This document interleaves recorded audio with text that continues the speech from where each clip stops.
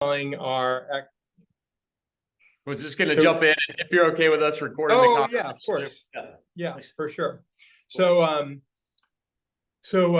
Having spent the summer before my senior year at KU in Los Angeles, I knew that I wanted to do something entrepreneurial. And at an entrepreneurs conference at KU, one of the speakers was this young guy who loved what he did, and it seemed like it was something that I could do. And so after he spoke, I said, I have no money, but I want to do something entrepreneurial, and I think I could do this.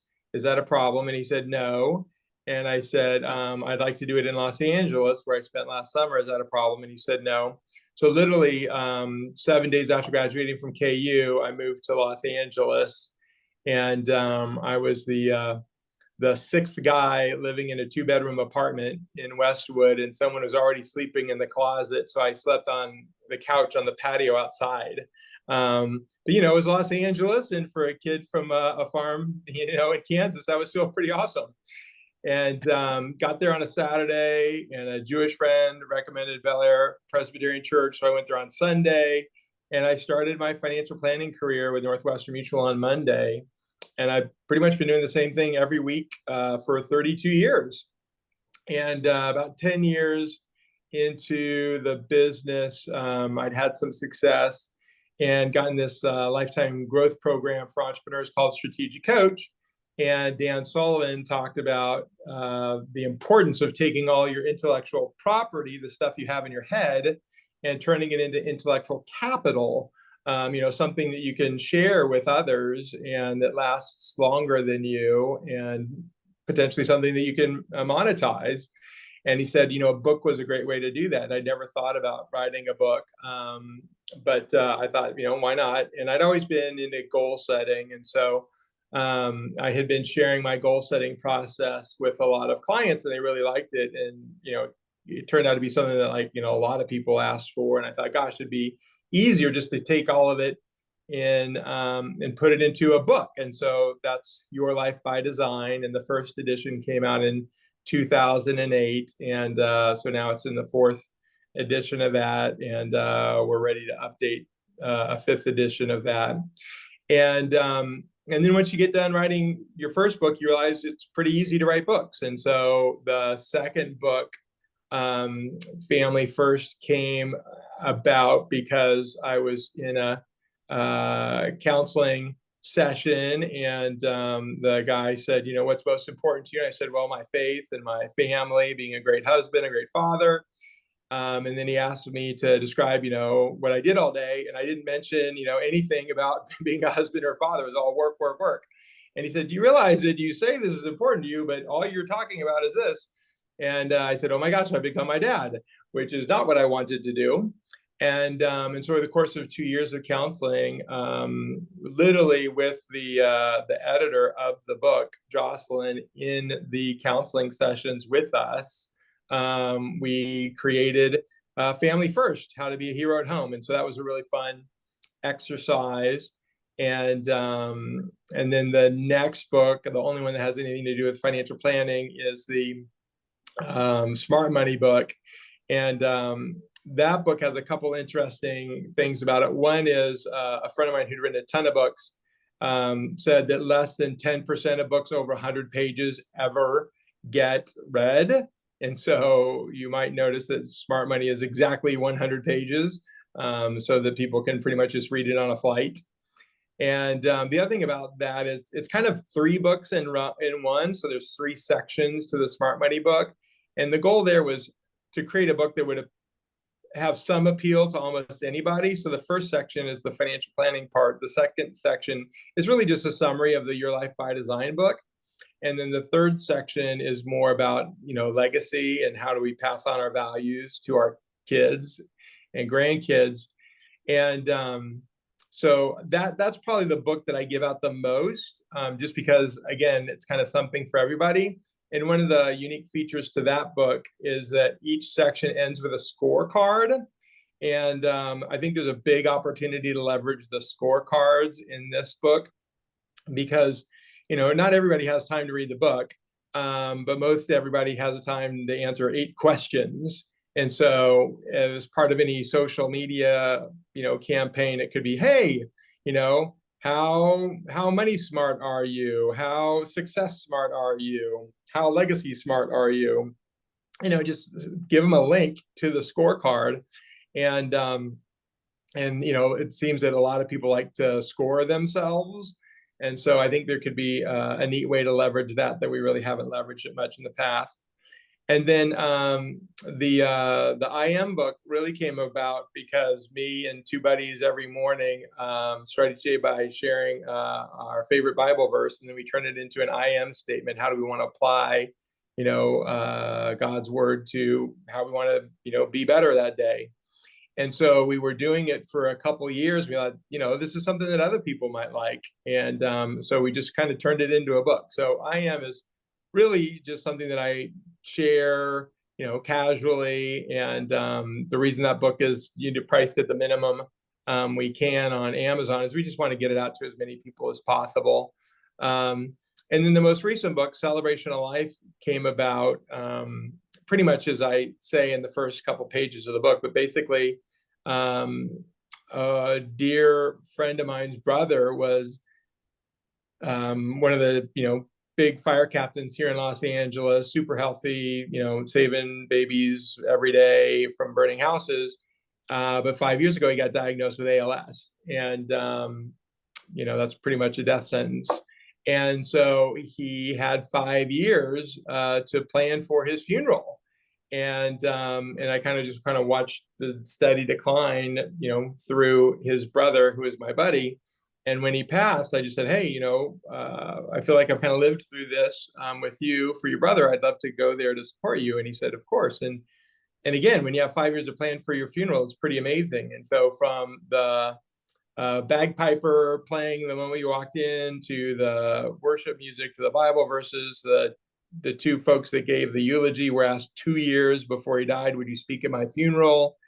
And so it was just super powerful, very moving. And I was just blown away by the experience. And I just thought afterward, I want to have a great funeral. I don't want to have a boring funeral that's thrown together at last minute. That's just, a total stressor for everybody. And so I was just thinking about that all day, and I went to bed that night, and I was just thinking, I want to have a great funeral. And so I woke up at 3 a.m. that morning and was thinking, I want to have a great funeral. And I just thought, I'm going to get up and spell it all out. And so literally from 3 a.m. to 4 a.m., I wrote down every single detail of my funeral. And I woke up the next morning, like, so excited about how awesome my funeral was going to be. And all day long, I'm thinking about, I'm going to have a great funeral. And as I go to bed that night, the other thing that occurs to me is how, so many funerals today aren't called funerals, they're called celebrations of life. And while I was grateful to have gone to Neil's celebration of life after he died, it would have been way more powerful to do it while he was still alive. And so it just, made me wonder, why do we wait until we're dead to have our first celebration of life? And I woke up at 3 a.m. the next morning, and I just thought, I'm not going to wait till I die. And so from 3 a.m. to 4 a.m., I really just spelled out everything that I want to do in terms of having a celebration of life with all the people that I love, celebrating them, making sure they know each other, at least every 5 years. And the neat thing about that is just, as you may or may not know, like, we tend to live social lives that are very siloed. So we've got our family friends, back home. We've got our school friends, at college. We've got our, Greek friends. We have our student government friends. We have our, different friends in different areas of life, but they often don't know each other. And so just the idea of bringing all these people that, we care so much about together, before your wedding or before your funeral is a good thing. So I'm super excited about planning my first celebration of life later this year. In that book, I really have done zero marketing on. And so one of the aspects that could be fun is, kind of create it as a book launch and, say, hey, this is the first, formal public sharing of celebration of life. And so what could we do in terms of making it, a book launch with big social media push and all that stuff? So that's just an idea that occurred to me. And so basically, that's the backstory to the books. And I encourage each of you, hopefully as part of this process, be thinking about the first book you want to write. And I think the most important thing to know is that, when you do write a book, it changes forever how other people think about you and how you think about yourself.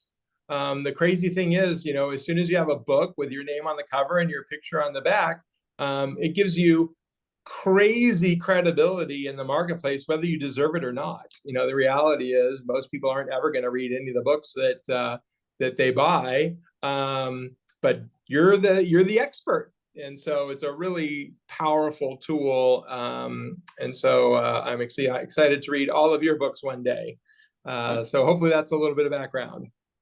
Yeah, Curtis, I just think it's an interesting observation that after you wrote the first book, you said, "Oh, it's not too hard to write books," as if it ain't no thing. But so yeah, pretty interesting there. But I would love to open it up. We had some great questions that have been prepared by the class, so I'll open it up for you guys to ask more specifically what you want to know.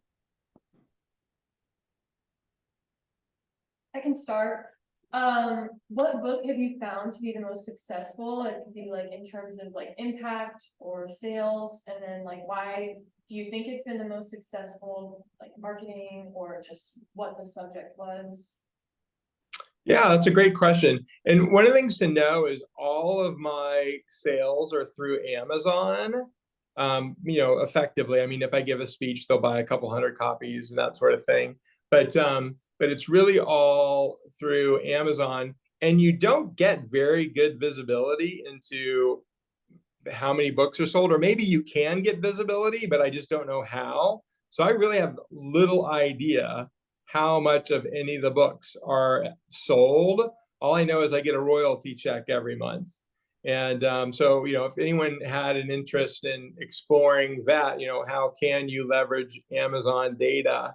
That would be interesting in and of itself. But in terms of which book is probably the most popular, it's probably Your Life by Design. And again, it's just because it's all around goal setting, and so many people want to be better goal setting. And I think they like the fact that it's a workbook, so that there's exercises at the end of every chapter. And then after that, I would say it's the Smart Money book. And again, it's just a super easy, quick read, a lot of very practical information. And then the Family First book is really just targeted to men, either guys in a relationship or married or fathers. So that's a pretty finite marketplace for that one. But yeah, I mean, I really have not marketed or pushed any of these books ever. So I think there's a big opportunity there. And for those of you who are interested in building the social media brand and all that, I think one of the big opportunities is, the algorithms in terms like suggesting books within Amazon and within like Google searches is really influenced by how many reviews each book has. And I'm surprised by how many amazing books have very few reviews. And so even if a couple of you were interested in, how can we come up with a campaign to dramatically increase the number of reviews online, I think there could be a lot of value there. And the other thing to know, if it would help, like we can give out as many of the ebooks as you want, because there's essentially zero cost in the ebook. So if you said, hey, my goal is to get 1,000, 5-star reviews for each of the books, like you literally could give away 10,000 copies of any or all of the books, and that's totally fine with me.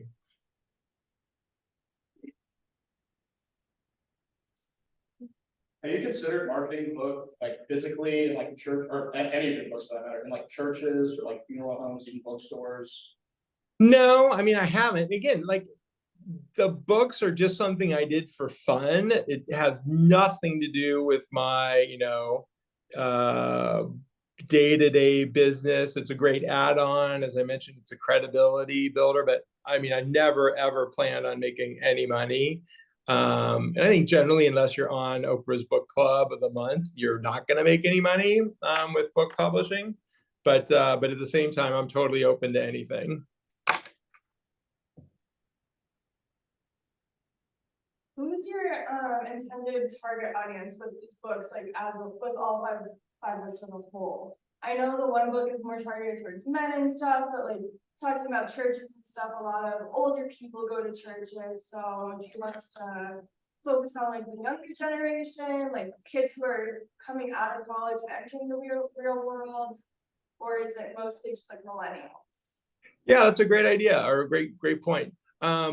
The Your Life by Design book, I'd love to get your thoughts on it, but in many ways, it is a book that's kind of appropriate for folks, graduating from college. So some sort of, marketing campaign around, hey, you've got someone you love who's graduating from college. Let's equip them for the next season of life with Your Life by Design. So there's definitely, I think, a role to market that book to, graduates. In general, the books are written to, people who are working. So it's probably the 30 to 50-year-old is probably the typical demographic that we're thinking of. And I think, really feel free. I mean, I'd be curious to get your thoughts, or to do a focus group, get a bunch of different people, say, hey, which book do you like and why do you like it? And let's just test some different campaigns to various demographics to see where the appeal could be. I remember when I was at KU, and I wasn't active at church at KU, but there were a number of Christian organizations on campus. And so, they could be interested in the IM. Let's, give everyone who's a member of each of those organizations a free ebook of the IM. Just feel free to be super creative.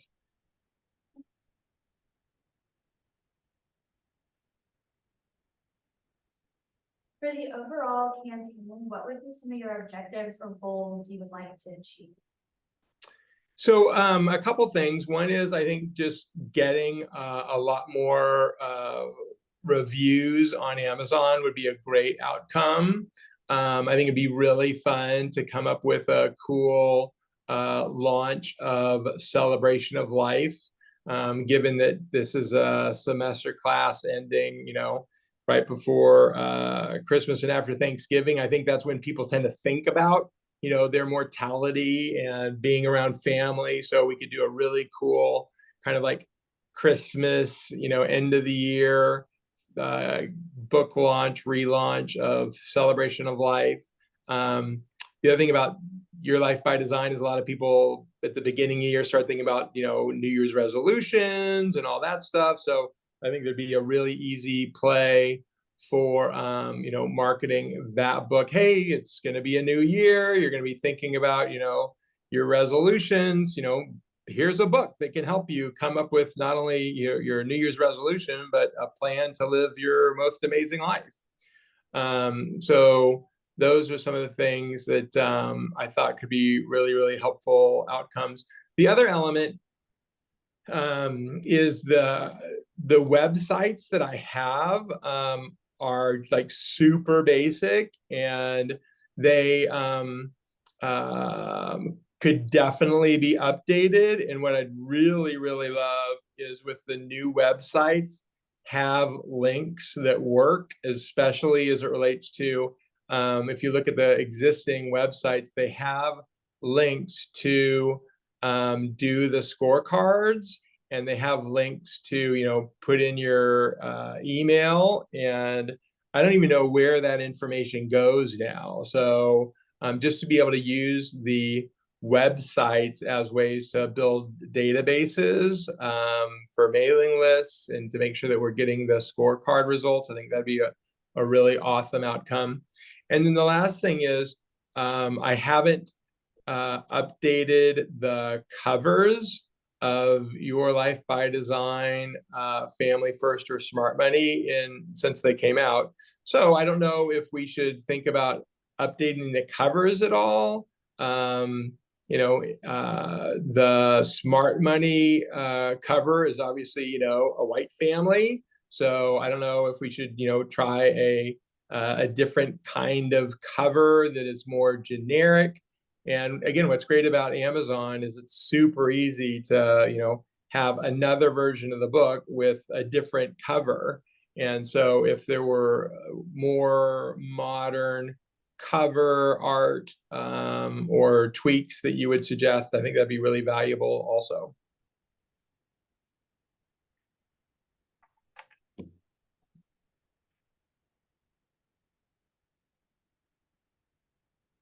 Curtis, you had mentioned the idea of the website being a place where you could build up like a potential mailing list. What has been done already with that, if anything, and how could you foresee that being a helpful tool in the future?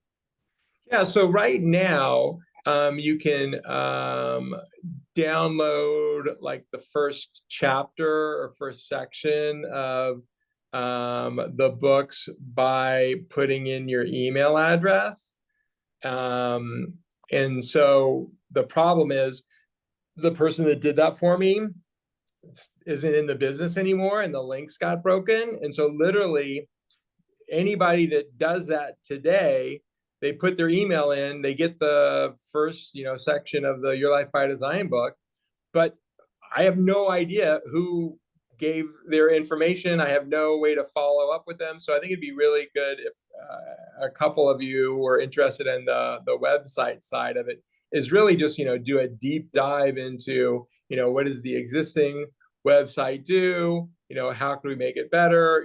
One of the great things that you shared was, are there any authors that we could look to for inspiration and or best practices? And so a couple of them that I think are really, really good at this are Dan Sullivan, and he's got about 40 books. So Dan Sullivan, and then Darren Hardy, is that his name? Let me just look. He's the author of 10X is Better Than 2X. Let me just pull it up here real quick. But that book came out recently, and that's a really, really good book. It's doing quite well. Better Than 2X. Yeah, here it is. Dan Sullivan and Benjamin Hardy. So like they've got, 417 reviews, 4.7 stars. But yeah, anything that Dan Sullivan has done or Dr. Benjamin Hardy has done. And then the last one is Joe Polish. Joe Polish is a real marketing guru. And he wrote a book recently, What's in It for Them. And so I think that book would also be really interesting to take a look at, what the website does, what do they offer, that sort of thing. But those are three folks who I think do a really, really good job.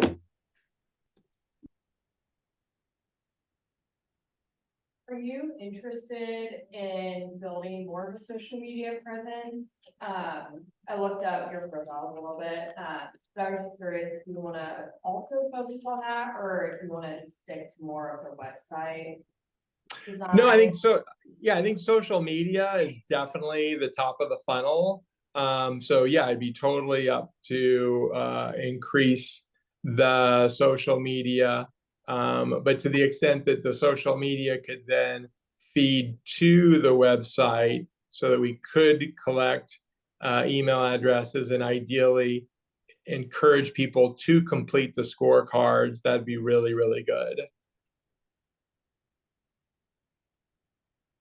And one other thing to note, and for any of you that are thinking about going into journalism in the financial world, financial companies, because we have to get licensed, like securities license with the SEC, they have really, really tight compliance departments.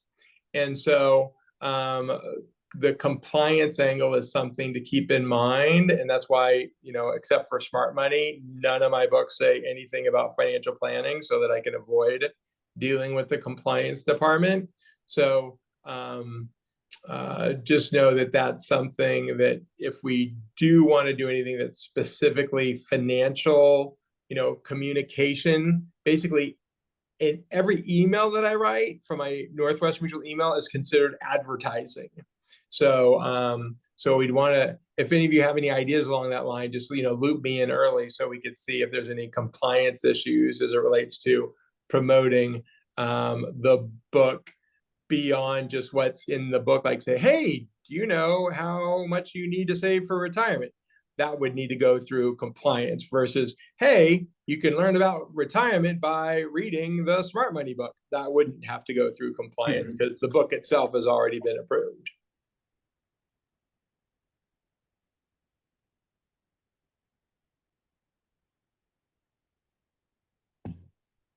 Curtis, I'm curious about with your full-time job and all the other responsibilities that you have, just personally, what's your bandwidth look like in terms of being able to promote this series of books? Given all of that, wife, 3 kids, business, everything else, 0. So to the extent that the promotion is primarily, online, digital, that would be the objective here. And again, I think book tours and all that stuff really aren't what most people do anymore. Getting on podcasts, I guess it was a big enough podcast, that could be, something worth spending time on. The other thing that I'll throw out there that's a really big push right now for us is longevity. And what's really exciting is all of the technology breakthroughs on the longevity front. And, I don't know how old you think you might live, but we were at a longevity conference earlier this year, and the average life expectancy for the 400 people in the room was 140 years old. And Dan Sullivan, who I mentioned, has a book, My Plan to Live to 156. So if there's any longevity angles that you have, that could be really interesting because there's a lot of interest in that space right now. And one of the things that we're doing professionally, because there is this, interest in, hey, if I eat better and I exercise more and I get, good sleep, and I live to 120, what are the implications of that? And the 2 biggest implications of that are you don't want to be really, really old and lonely. So you have to be very intentional about creating a community around you. And so for that reason, we're launching an anti-retirement club. And so that's super cool, just completely taking the current view of retirement. Oh, I'm going to, work really hard and then retire at 65 and, go off into the sunset. We're turning that on its head. Maybe you work for an income till 65, but then you'd start another career from 65 to 90 where you're teaching. And then from 90 to 120, you're mentoring. So in any case, just this whole longevity thing is really, really big. So if any of you have an interest in that and there's a way to kind of add that theme to some of the social media promotion, I think that could be worth exploring.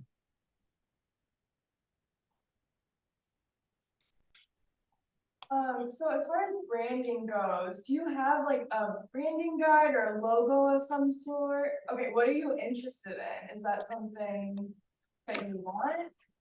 Well, I mean, it's not like we're going to be trying to do collaborations or we're trying to, sell this to Nike or anybody like that. So I think basically just suggestions for improving upon what we have would be great. But I don't think we need a formal branding guide to use in communication with other corporations that we want to do partnerships with. I mean, by and large, each of the books stand alone. I mean, if there was some overall brand that could be interesting, but I don't think that's a top priority. Okay.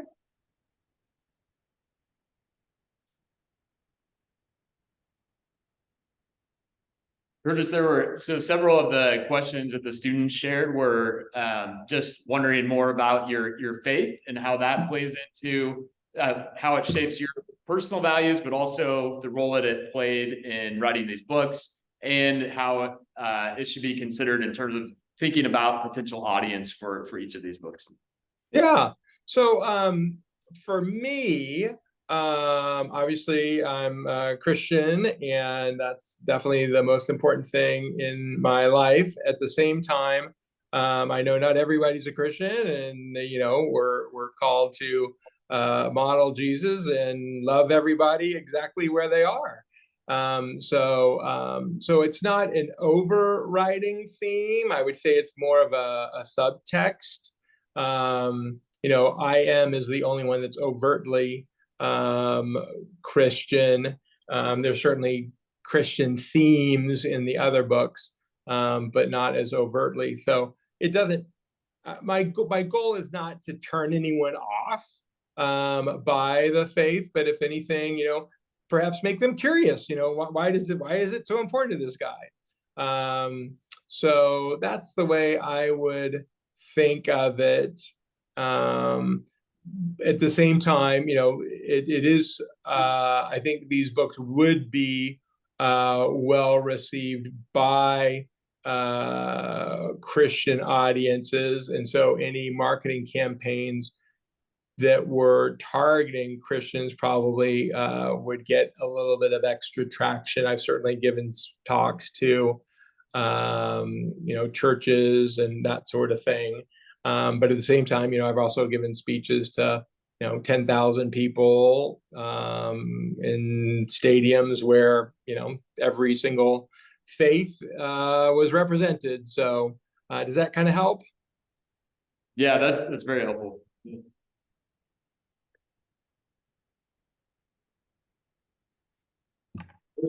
So this kind of genre, this area of books, life, advice, guidance, all that. Obviously, it's a crowded space. There's a lot of books out there, a lot of authors. So just curious in terms of how you think about differentiating what you're offering versus what else is already out there.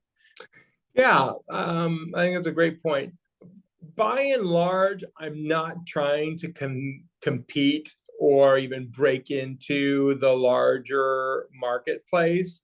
I think what's interesting is, Los Angeles is a big city, but it's a small town. Like literally, when I get introduced to somebody, it'd be unusual for me not to have 20 to 50 shared connections with them on LinkedIn. So the goal for these books is really how to make them more accessible and interesting to my second degree connections as opposed to my third degree connections. So I'm not trying to get everybody on the planet. I'm more trying to get, people who I know to say, this was a really good book. I want to share it with my friends. So think about it from that perspective. It's kind of like we're going after the second degree connections, not the third degree connections. And again, feel free to brainstorm ways to leverage my LinkedIn and Facebook. I think I'm over 9,000 connections on LinkedIn. And so, marketing campaigns leveraging LinkedIn, Facebook, Instagram, saying, hey, let's do a test for 4 weeks at the end of the semester where every other day we're sharing a couple sentences from each of the books, just as a way to share more broadly with the 10,000 connections that I have. that I have these books, because I'm not giving the books to everybody. So a lot of people that I know don't even know I have the book. So that's probably the more relevant market to consider. At the same time, if any of you come up with a genius idea and we end up becoming a Amazon or New York Times bestseller, that'd be okay too. Great. So is your plan to have like a specific geographic area, like Los Angeles, or do you want us to market it nationally, or? Yeah, so my network is primarily in Los Angeles, but obviously we can do business anywhere in the United States. We're licensed in all the states, so there shouldn't be any constraint to the marketing. But if there were specific ideas to leverage my LinkedIn in particular, I think that would be a worthwhile path to explore. If you were to promote physical copies, would you want that to be primarily in Los Angeles, or would you be okay with shipping it around? Yeah, I mean, right now anybody can buy the books on Amazon and pretty much get them the next day. So yeah, national is fine. Did that answer your question? Yeah, for sure. So kind of scrolling through your LinkedIn, I don't see that you really promote your book at all. Is that something that you would consider doing on your personal LinkedIn to promote your like personal brand as well?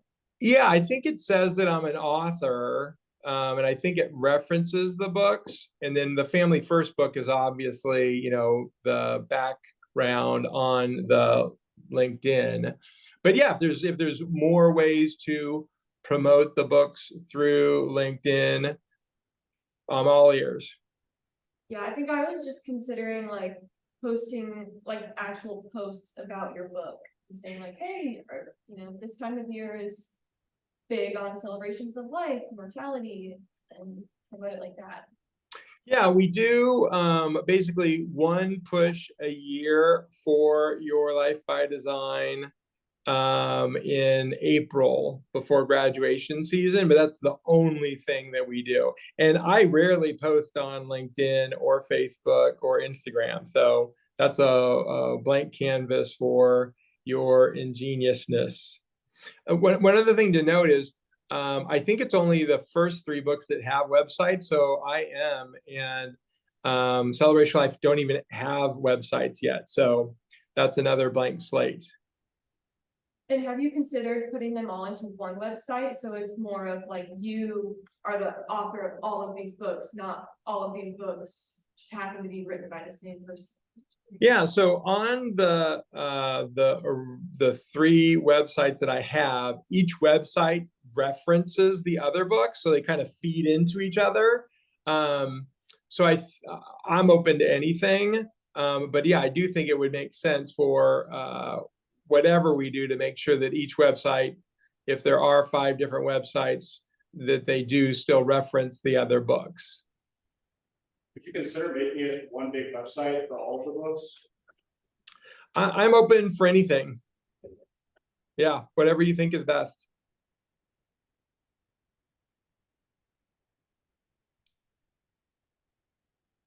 Curtis, in terms of people that you already have meaningful partnerships, relationships with, could be other individuals who are influential, or could be other organizations. What does that look like right now, that if you were to think just off the top of your head, like people who are already enthusiastic and love these books, and maybe they could partner in some way too about spreading the word? Yeah, I would say that we could probably, enlist the LinkedIn and Facebook connections that I have to promote the book more broadly. Beyond that, there's not necessarily any organizations that I would say, oh, if I asked them to, do a blast, they would. So I would say that right now, probably the biggest opportunities to leverage are the LinkedIn and the Facebook. And again, I really haven't done much on Facebook, so I maybe have 1,000 or so friends on Facebook. So even just a Facebook campaign to connect with more of the people that I'm connected to on LinkedIn, also on Facebook. Maybe that's an idea.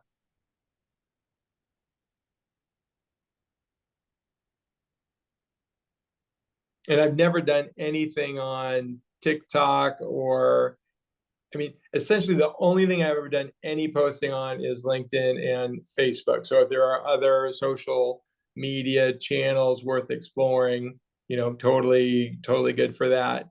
As far as like TikTok, again, I think it'd be potentially tough for me to be the face of a TikTok campaign, but so there's nothing compliant issue with respect to other people saying, oh, this Smart Money book is awesome about financial planning, and I learned so much that I never, knew. So I know a lot of people are really crushing their marketing by leveraging TikTok, but I don't know anything about that.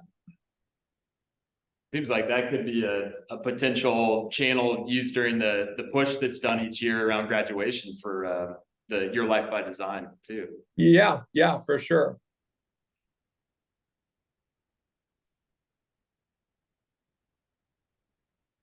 Have there been, as you've given out books or told friends, contacts about books, have there been any kind of secondary audiences that you've been surprised at, like, oh wow, they found this really useful? Or I'm just thinking about how, like, Family First, for instance, is kind of has this main target audience of Christian men, fathers primarily, but there's also a lot in there just from reading it that's helpful for women to know about, and to, like, anybody who's a part of a family, I think, would benefit. But just curious what you've heard.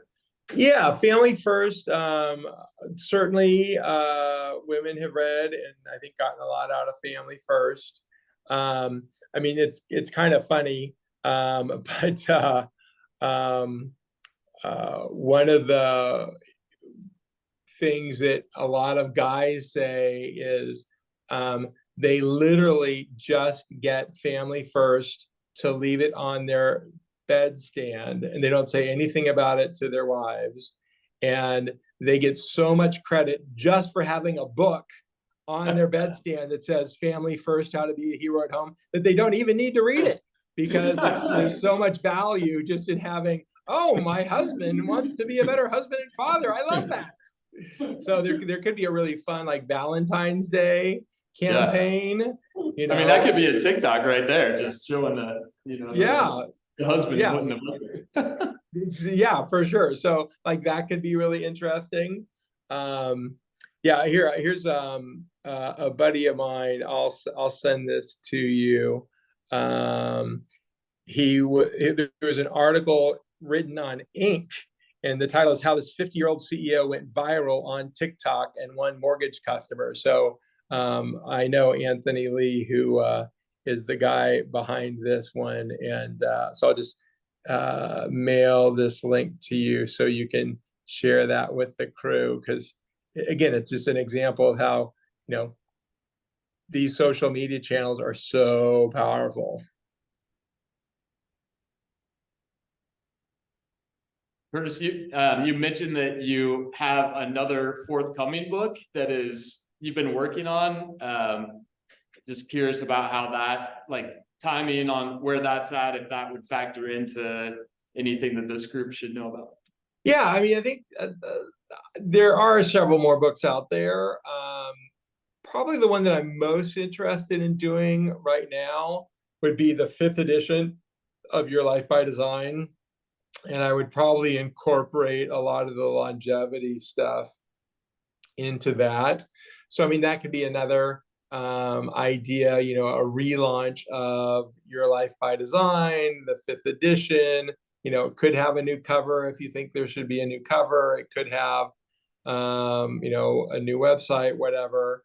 But that's probably the one that I'm most likely to do again, and that's something that we easily could knock out. Even before, if there was some group that said, hey, I think there's a lot of opportunity here with Your Life by Design, we could absolutely have that, edited and ready to relaunch by the end of the semester, if there were some folks that really wanted to dig into that.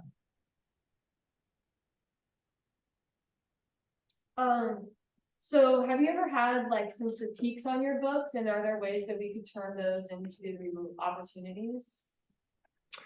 I haven't had any critiques on the books. So again, like I literally just did these books. So there wasn't, Harper Collins and a whole professional organization around it. It was just me getting,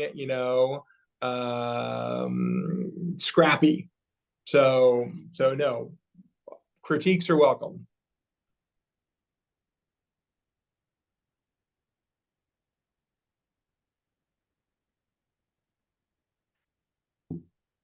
So would you say there was anything specific that was inspiring you to continue writing more after the first book, besides just, wanting to write one? Like, was there any like inspiration behind it, or like passion that kept you writing? Yeah, that's a great question. I think what's interesting, and again, once you realize how relatively easy it is to write a book, you just get inspired. So, the thing that inspired Family First is I thought, I never wanted to be a father like my father. And then I realized I was being a father like my father. Like, how could that have happened? So I wanted to write a book that, would help other people to be better husbands and fathers. And the Smart Money book, I was on a cruise and I literally woke up one morning and the whole book was done in my head. So like, I wasn't planning on writing another book, but it just like downloaded one night, and that book, got done in like 3 months. So all of the books have really just been, inspired by something. So, I wasn't planning on doing the IM book, but I just thought, wow, these text messages with my 2 buddies has meant so much to me. Maybe other people would be encouraged by it. And the Celebration of Life book, literally, had I not gone to that funeral, I wouldn't have written that book. So it's just, I now that I know how easy it is, I'm more open and aware of, oh, this is something other people might get a kick out of. And frankly, my most important audience are my 3 kids. So if the only people that ever read any of my books were my 3 kids, that's awesome. That's the idea of turning your intellectual property, the stuff stuck in your head that dies when you do, into intellectual capital, a format that can be shared and create a legacy. So with kind of like the campaign, how do we like measure success of like what you want to do? So is it like increase traffic to like your website, to increase sales of your books, to create more of like a brand awareness, like you are author, you write these books? So what is like something you want to go in? Yeah, I think book sales obviously would be amazing, just because that's that's proof in the marketplace. I think if we could get the number of Amazon reviews substantially higher, that would have a beneficial trickle down effect. And then probably the biggest thing, again, if we're thinking of it from a business promotion, wealth management perspective, if we could drive more people to complete the scorecards and Smart Money, that would be that's just the lowest hanging fruit. So if we could figure out how to make sure that the website effectively drives people to complete the scorecard so that we can follow up with them, that would be a massive, massive win. So I guess kind of just to clarify, so like book sales and then just engaging with your current audience, like more engagement. Well, in engagement with new people. So, let's say 1,000 of the 10,000 people that I'm connected with on LinkedIn, have my books or know that I have books. If we could have another, 3,000 people on my LinkedIn first connections, know that I have a book and sign up for the free copy. And again, you can play around. You've like for all my first connections, you can say, hey, we're going to do this campaign, and for the next month, we'll give you a free electronic version of the book. So it doesn't have to be book sales, but that's always nice. So it's really just whatever we can to engage the current community and inspire them to want to repost, share, encourage their friends to also, get a free copy of the book in exchange for completing the scorecard, anything like that. I think that relates really well to Sarah. You had a question about readers and the transformation that you hope that they might experience. Would you be willing to ask that?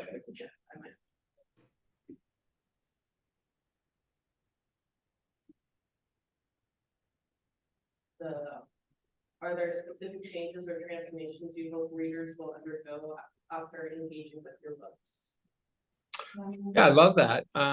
For sure. The goal with Your Life by Design is I really want people, most people, I say this at the end of the book, is like most people spend more time in a given year planning their summer vacation than they do planning their life. And that's what leads to people leading lives by default rather than life by design. And if you ask somebody, what's more important, the outcome of your life or the outcome of your summer vacation, of course they're going to say the outcome of their life, and yet they don't do anything about it. So my hope is to transform people's thinking about the importance of having a written goals, staying accountable to those goals, such that they are able to achieve their most amazing future sooner than anyone expects. And I'd say there's similar transformations that we would hope that the other books would inspire. I think family first is pretty straightforward. Be a better husband, be a better father. Your Life by, or the Smart Money book, that's really just a teaser. It doesn't go deep. But hopefully the transformation from Smart Money is to get the people to complete the scorecard and recognize, this is an area where I'd like to learn more, or this is something that's important that I should really take action on. I think there's a recent study that showed like 64% of Americans, either have no life insurance or are woefully underinsured. And if somebody dies unexpectedly and they didn't have the proper planning, that's a horrible situation for the loved ones that they leave behind. So as I share in the Your Life by Design book, when I was 11 years old, on Christmas Day, our house burned to the ground and we had no fire insurance. And we moved from a nice house into a trailer, and we got our clothes from the Salvation Army and our, blankets and towels from friends from church. And, that financial disaster led to my parents getting divorced, and, it was brutal. So I wish there'd been somebody, some book out there that my mom and dad had read. Hey, you should have fire insurance. But they didn't. And, that just has a massive, horrible ripple effect. And if we can avert that from, even one more family, then, we've done something really noble. And to kind of go along with that, so Melanie, you had a good question asking about the relationship that Curtis has with his audience, right? Right. Anything you want to expand on that, or?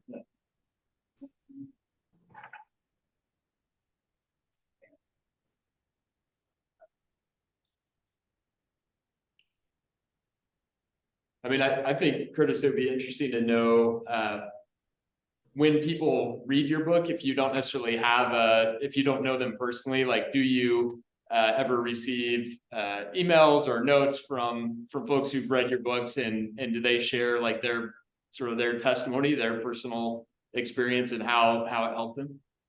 Yeah, it's crazy. You know, because you don't know.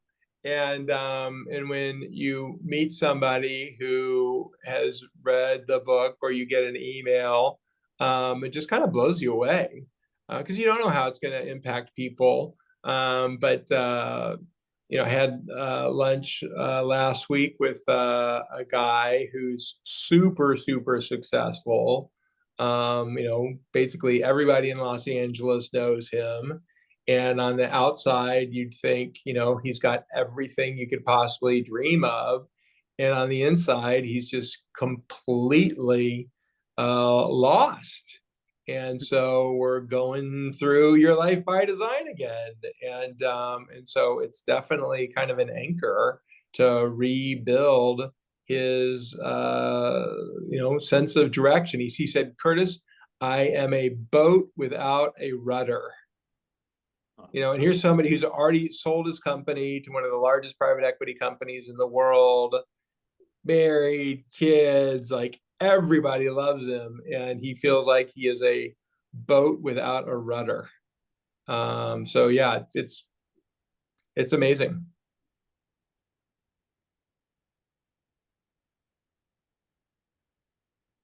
Anushka, you had a good question too, about asking about how Curtis sees his future in the next few years. Oh, yeah. So, my question was, in the next, let's say, 5 years, do you still see yourself like writing, and do you see yourself and your writing career having like this massive expansion where you want to commercialize your writing, or do you still want to keep it like private, how it is right now? Yeah. So in 5 years, if I didn't have this amazing opportunity with all you brilliant Jayhawks, and I was just going along the same way that I have been, I wouldn't be disappointed. But I do think that there is a really extraordinary opportunity to get the word out much more broadly. But because I am trying to be a better husband and father and build the business, you know, I don't have any bandwidth for it. So in the absence of each of you sharing ideas and coming up with ingenious new breakthroughs to test, you know, probably nothing would happen. So that's the opportunity to take something that is either going to kind of keep going along the way it is, or really grow into something powerful. And I'd love for the latter to be the case. And you know, not that it is a big deal, but you know, let's say we do the next edition of the Your Life by Design book. I'd be thrilled to credit all of you in the book and say, hey, this is the reason this new edition came out, and all of these great things happened. So I really view this as a partnership and a collaboration, and I'm super excited to be back on campus with each of you later this semester. So just know that you know, I'm really more interested in, you know, whatever ideas you have, and I'm really grateful.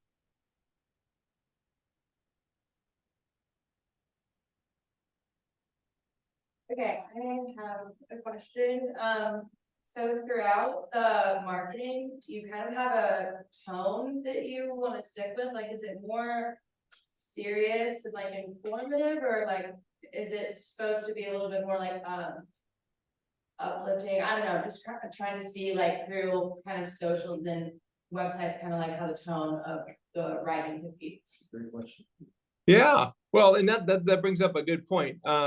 So I haven't updated the photos from Your Life by Design since they came out, I think. So I think the photos are a lot more serious than I would want the tone to be. So maybe part of it is just, you know, new photos.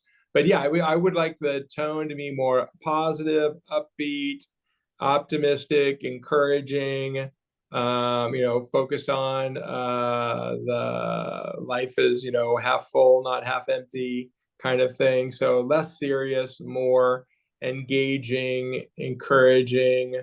We can figure this thing out together.